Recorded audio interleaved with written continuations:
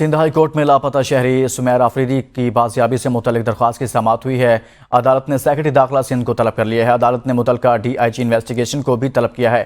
عدالت نے وفاقی سیکرٹری داخلہ سے بھی رپورٹ طلب کر لی ہے۔ اسی حوالے سے مزید تفصیلات جانیں گے نمائندہ ABN نیوز سید علی حسن سے۔ جی علی حسن، آگاہ کیجیے گا۔ دیکھیے جی، سندھ ہائی کورٹ میں لاپتہ شہری سمیر آفریدی کی بازیابی سے متعلق درخواست کی سماعت ہوئی ہے۔ سماعت کے موقع پر لاپتہ شہری کی والدہ کی جانب سے عدالت میں یہ موقف اختیار کیا گیا کہ اگر انصاف نہیں کر سکتے اور سچائی سامنے نہیں لا سکتے، عدالتیں بند کر دیں۔